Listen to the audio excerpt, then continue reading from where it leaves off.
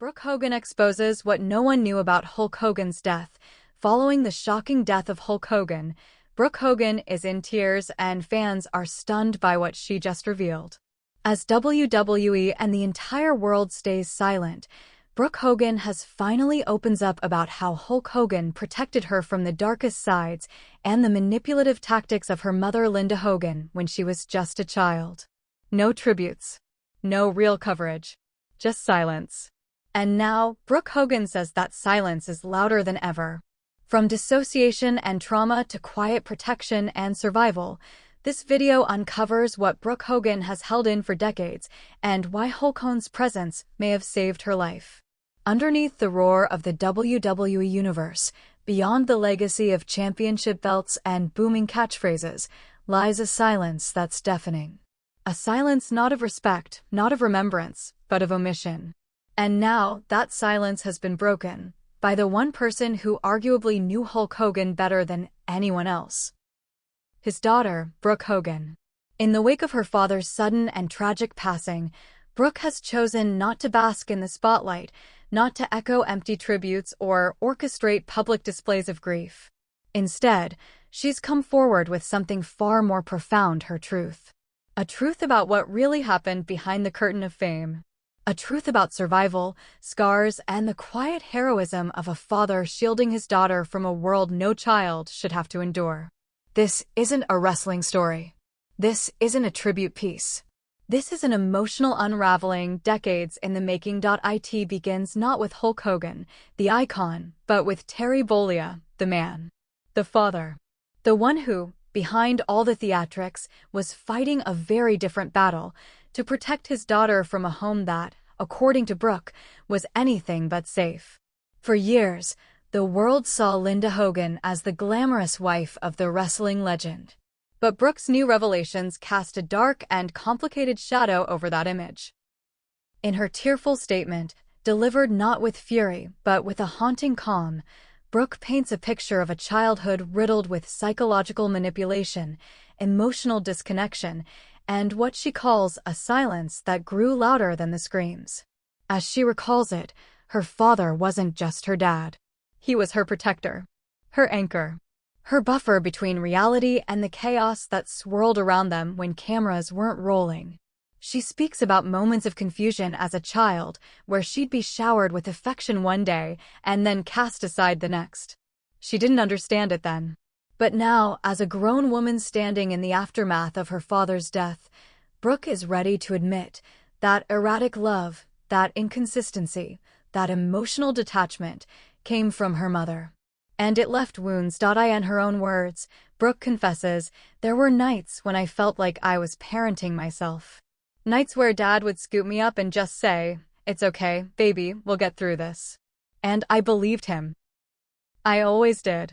That belief, she says, is what kept her going. Because even as the world saw the Hogans as a picture-perfect family, with reality TV shows, red carpet events, and magazine spreads, behind the scenes, there was a growing disconnect. A family fractured not by fame, but by manipulation and control. Brooke remembers being asked to perform happiness, to wear a mask even when she was breaking on the inside. It wasn't until years later, in therapy, that she began to fully understand the depth of the trauma she carried. Her sessions unearthed repressed memories, incidents she had buried so deep she didn't even know they were there. Times when her voice was silenced. Times when her fears were minimized. Times when her mother's influence, according to Brooke, became a weapon rather than a comfort. And through it all, there was Hulk, her dad, doing everything in his power to keep her from breaking. Brooke says he wasn't perfect. He made mistakes. But he never let her face the darkness alone. Even when his own life was spiraling, when scandals erupted, when his career teetered, when health scares rocked their world, he always made space for her pain.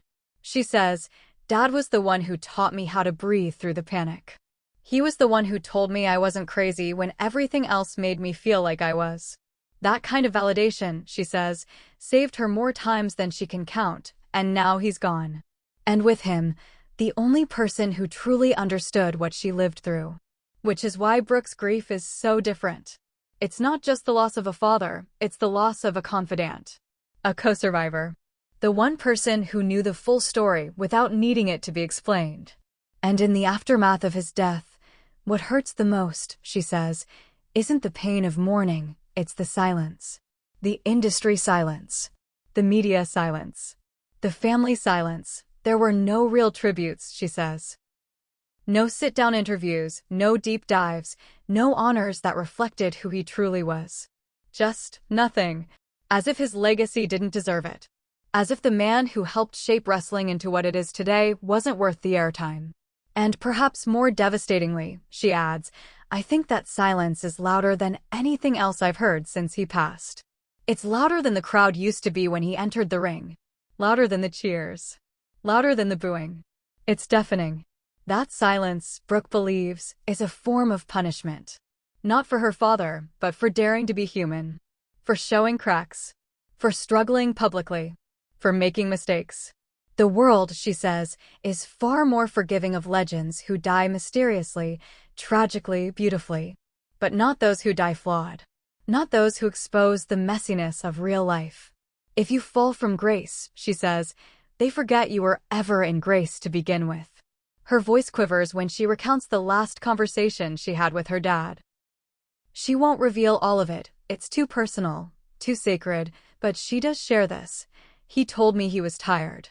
That he was proud of me. That I was stronger than I knew. And then he said, don't let them rewrite the story. Those words, she says, are the reason she's speaking now. The reason she's breaking her silence. The reason she's willing to open the deepest wounds she's kept hidden for so long, because for too long, Brooke Hogan says, her family's story has been curated by outsiders. Scripted for public consumption. Sanitized for entertainment. But the truth isn't clean. It's messy. It's painful. And at its core, it's about a little girl who just wanted to feel safe, and the father who made that possible. Even as his own world fell apart, she recalls how, when she was 16, she tried to walk away from it all. The cameras. The fame. The expectations. She told her dad she wanted to disappear, to become someone no one knew. And instead of convincing her to stay, he simply said, then let's go. That was the kind of father Hulk Hogan was, not the legend, not the icon, but the man who would choose his daughter's peace over his own reputation. And yet, even with all that love, all that protection, Brooke admits that healing hasn't been easy. Her mother's influence still lingers. The trauma still echoes. There are days she wakes up and feels the weight of unresolved memories pressing on her chest. Days where she wonders if she ever truly escaped. And now, with her father gone, those questions feel even heavier. What's perhaps most heartbreaking is that Brooke never got the closure she hoped for. She says her father's final days were quiet, but not peaceful. He still carried the burden of being misunderstood. Still worried about how his name would be remembered. Still afraid that his flaws would overshadow his fight. And Brooke, watching him fade, knew there wasn't enough time left to undo the years of misrepresentation. So now, she's reclaiming that narrative. Not with a book deal. Not with a media tour. But with her truth. A raw, unfiltered truth that cuts through the noise and speaks directly to the heart of anyone who's ever lived in the shadow of someone else's image. Brooke doesn't ask for pity. She doesn't demand applause. All she wants, she says, is for people to understand that heroes come in many forms. Some wear capes. Some wear spandex. And some wear the weight of an entire family on their shoulders, quietly absorbing every blow so their child doesn't have to. The man the world knew as Hulk Hogan, she insists, was far more complex than any headline could capture. He wasn't just a wrestler. He was a survivor. A flawed man who never stopped fighting for the people he loved. And while the world may never fully understand that version of him, Brooke will never forget it. Because he gave her something no spotlight ever could: safety, understanding, and unconditional love. And perhaps the saddest part of all this isn't the death itself, but what it revealed. The emptiness of public mourning. The selective nature of legacy. The way fame can both elevate and erase a person in the same breath. Brooke Hogan is done watching her father's memory be defined by silence. She's speaking out, not to resurrect the past, but to protect it, to honor it, to give it the dignity it was denied when the world chose not to care. This is not the story the media wanted. It's not the narrative that sells pay-per-views or sparks nostalgic tributes. But it is the truth. And sometimes, the truth is all that's left. A daughter. A father. A legacy rewritten not by fame, but by love. Brooke Hogan knows the power of silence, how it can smother, how it can isolate, how it can rewrite history without a single word. But what she's learning now, in the raw aftermath of her father's passing, is how powerful the voice of truth can be. And for the first time in decades, she's not hiding behind what she calls the plastic legacy her family portrayed on reality TV. She's not covering for the dysfunction or pretending everything was all right for the cameras. She's reclaiming a childhood shaped not by the glamorous world of wrestling, but by the quiet trauma that lived just beneath it. She describes her life growing up in the Hogan household as a carousel of confusion. One minute, she was being dressed up for interviews and red carpet events, paraded like a princess. The next, she was navigating emotional minefields at home, tiptoeing around tempers, deciphering moods, and trying to remain invisible when things spiraled. There were days I didn't know which version of my mother I'd get, she admits. And there were days I felt like Dad was trying to protect me from something even he couldn't control. And that's what makes her father's death so crushing. He wasn't just the man who tucked her in at night or lifted her up on his shoulders during press appearances. He was the wall between her and the chaos. The shield that took the blows so she didn't have to. The one person who saw through the performance and protected the little girl behind it. Without him, she says, she feels exposed, like the final curtain has fallen, and there's no more hiding from the pain they both worked so hard to keep buried. Brooke reveals that, even as an adult, even after the reality show ended and the public spotlight dimmed, she and her father maintained a bond rooted in silent understanding. He didn't always have the words, she says, but he had the presence. When she struggled with anxiety, when past traumas resurfaced, he was the one who would sit with her in silence, holding her hand, sometimes saying nothing at all.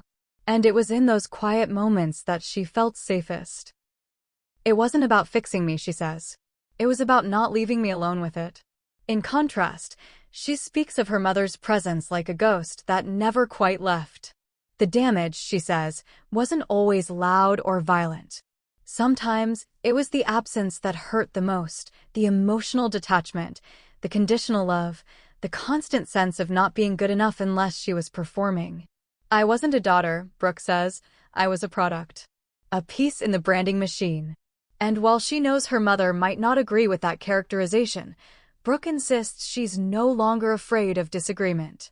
This is my story, she declares, and for once, I'm going to tell it my way. What's especially heartbreaking is how the world, media outlets, fans, even former friends, have remained largely quiet since Hogan's death. Brooke says it's not just painful, it's revealing. Where were the tributes? Where were the specials? Where was the industry that he helped build, she asks. It's like the moment he stopped being useful to the narrative, they left him behind. She isn't asking for pity or posthumous fame. She's asking for decency. Acknowledgement. Humanity. She shares that one of her father's greatest fears was being forgotten, not as a wrestler, but as a man. He always said, they'll remember the matches, but will they remember the man who bled for them? And now, seeing the world move on so quickly, Brooke feels that fear has come true. I watch the clips now, she says, the ones from his prime, and I see the audience cheering. And all I can think is, they didn't know him. Not really. What they didn't see, according to Brooke, were the nights he cried in silence. The times he doubted himself. The moments he carried her emotional pain on top of his own. He gave everything to that industry, she says. And in the end, they gave him silence.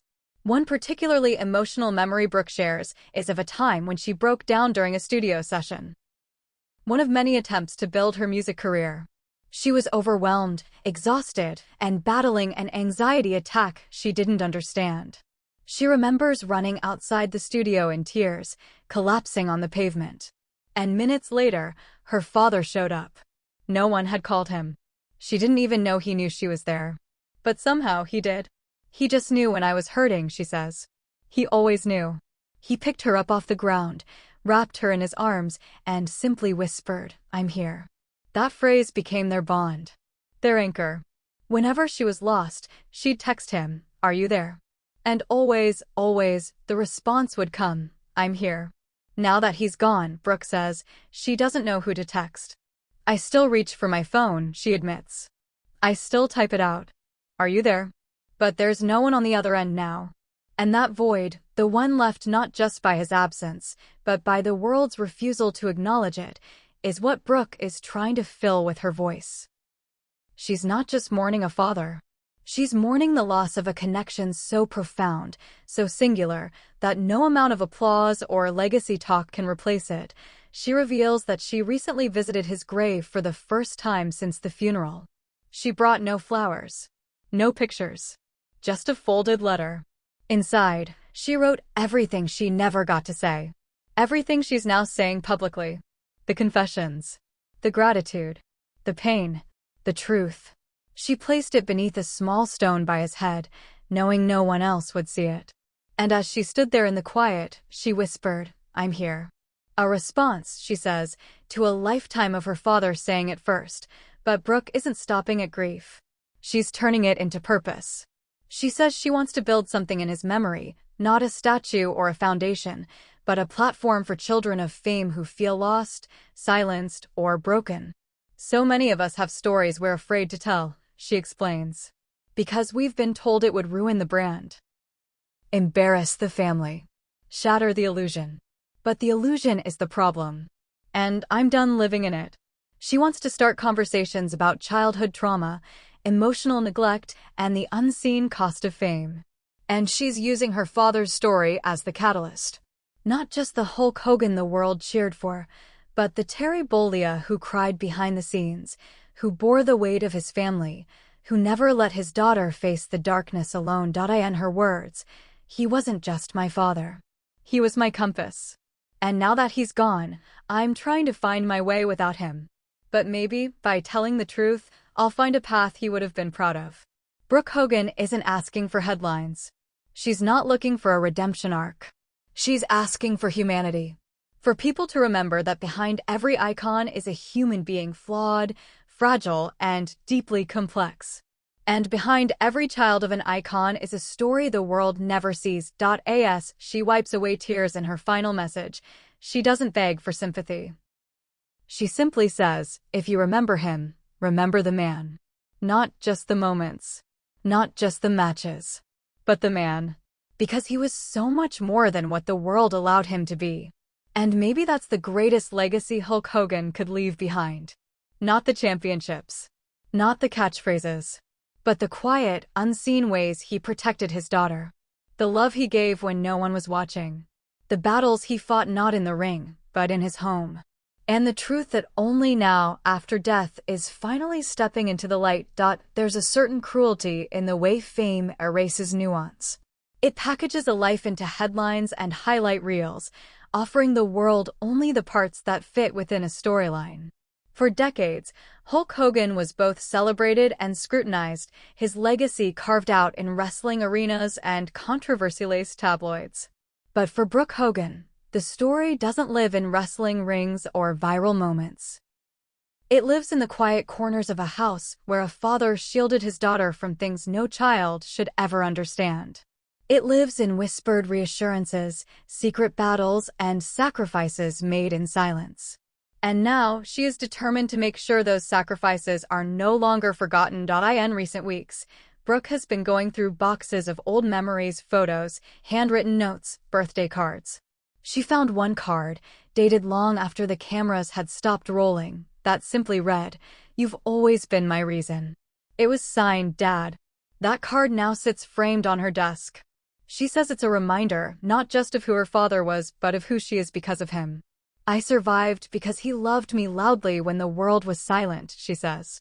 "I'm standing because he stood for me, even when no one saw it." What Brooke is choosing to reveal now isn't gossip. It's not a vendetta. It's a reckoning. She's speaking out because, for too long, the narrative has been controlled by voices that never lived her truth. Reality television producers, tabloid journalists, PR teams, even her own family. And what they painted was a glossy portrait that left no room for trauma, survival, or raw emotion. I was just the daughter of Hulk Hogan, she says. But no one ever asked what that actually meant. No one ever asked what it cost. She says that after her father's death, she waited almost naively for the WWE to respond with the gravity she felt he deserved. She expected a special, a tribute, a retrospective filled with heart and honesty. Instead, she got a graphic on the screen and a few tweets. And then the world moved on. I thought they would honor the man, she says. But they honored the myth, the brand. And the man got lost in the shuffle. This industry silence, she explains, is more than disappointing, it's re-traumatizing. It confirms every fear her father had in his final years. That the fame he worked so hard to build would outlive him, but not in the way he hoped. That the persona would endure, but the person would be discarded. That after decades of giving himself to the fans, to the business, to the show, there'd be nothing left but a whisper. He gave them everything, Brooke says. And I mean everything. His body, his energy, his image, his identity. And in return, when he was at his most vulnerable, they gave him nothing. But she's not letting it end there. Because for her, the legacy is no longer about what's on screen. It's about what was lived in the margins. It's about the kind of father who held his daughter's hand through panic attacks, who listened without judgment, who never stopped showing up even when the rest of the world turned its back. She wants to rewrite the narrative, not with denial, but with depth. Yes, her father made mistakes. Yes, there were moments of public embarrassment. But there was also healing, growth, redemption. There was a man who wanted to do right by his child more than he wanted to maintain a public image. And for Brooke, that's what matters most. He was brave in the ring, she says.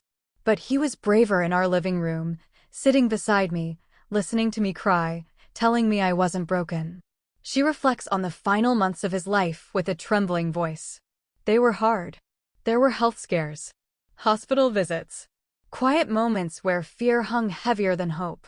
But there was also honesty, late-night phone calls, reconciliations, and a deep sense that the time they had left mattered.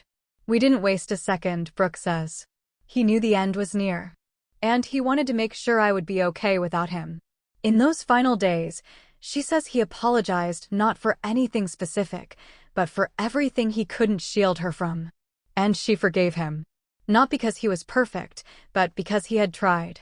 And in this world, especially in a world as brutal as fame and wrestling, trying is often more than enough. He never stopped trying, she says. Even when it hurt. Even when it was messy. Even when he was tired. Now, in the eerie calm that follows his passing, Brooke finds herself in a strange space, grieving, yes, but also awakening. Discovering who she is outside of his shadow. Finding her own voice in a world that once told her she only mattered as an extension of him. And perhaps most importantly, telling the truth. I owe him that, she says. He protected me my whole life. Now I have to protect what's left of his. There's an emptiness in her words, but there's also a fire. A resolve. A mission to ensure that her father is remembered not just as a superstar, but as a human being who bore more than he ever let on. A man who laughed loud but suffered quietly. A man who wore a mask for the world, but took it off for his daughter. That's who he really was, Brooke says. And I won't let them erase him. In speaking out, she's not just honoring his memory, she's reclaiming her own. For years, she says she felt voiceless, reduced to a footnote in someone else's fame. But now, with her father gone, she's stepping forward, not in his shadow, but beside it. Illuminating what the spotlight never did. This isn't about revenge, she says. It's about truth. And the truth is messy. But it's real. And that's what he deserved. As the video ends, Brooke Hogan stands alone. No entourage. No applause. Just silence. But this time, it's not the silence of shame. It's the silence that follows a storm, the kind that makes room for healing. And in that silence, You can almost hear her father's voice, whispering through the noise. "I'm here." And now, so is she.